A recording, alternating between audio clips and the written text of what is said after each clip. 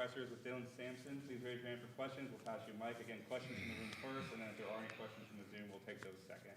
Adam, we'll start with you, and then we'll go to Brent.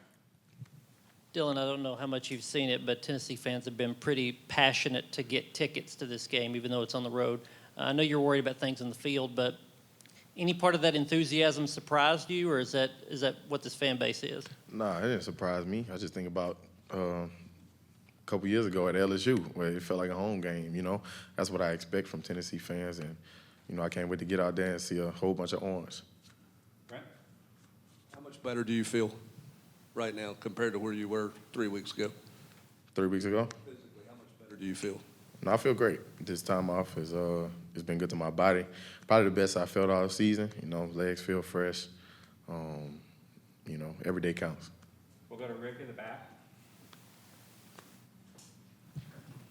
Hey, Dylan, bowl games are fun. You get to learn more about your team, get some extra work, but how important is it to be playing such a meaningful game for this program this time of year? Yeah, this is, you know, everything we work for in the offseason. You know, this was what we expected. This is what we grinded for, and, you know, it doesn't stop now. Like, this wasn't the goal to just get to this game. There's a lot more games we got left to play, but we got to attack it the right way.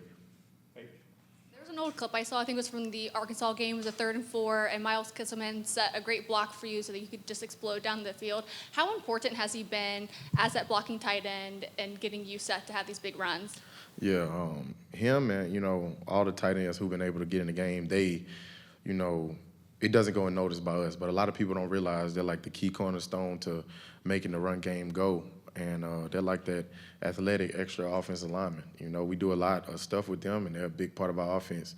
So, you know, I'm glad he was able to join our team because he's a great leader, you know, great guy, you know, as well as Holden, too. And them three, Ethan Davis, they all do a great job just helping us. Question for Dylan? Brent? Yeah, just what do you see out of Ohio State's defensive front? What do you see out of them? I think they're giving up a little less than 100 yards a game on the ground. What do you see out of their run defense? Yeah, you know, very sound. You know, you can tell they're real coachable defense. They're going to be in their spots. They're going to be in their gaps. Safeties play an important part in the run game. They active, fly to the ball. It's a high-caliber defense, and the D-line does a good job just pressing the point and holding the gaps.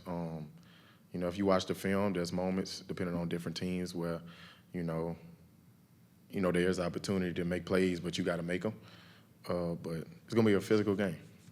Yeah.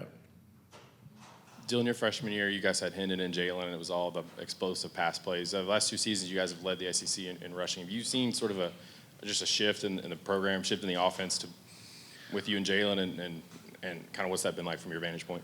You know, football is all about, you know, the X's and the O's. You know, you can scheme up so much, but, like, you got to have the personnel, you know. So depending on who you have each year, everybody isn't the same. And you kind of got to go to the strengths, you know, of your people. And, you know, depending on where people are at different times in their life will change how this offense is. You know, Nico's going to be a little bit different than he was this year, you know. So you got to find, you know, what works game to game, week to week with this group of people, and whatever that looks like to get it done to win.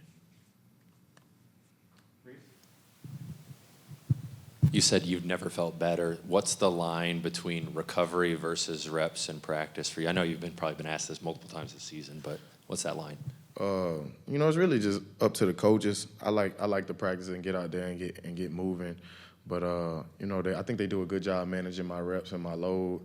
But it just depends on how I'm feeling for real, week to week.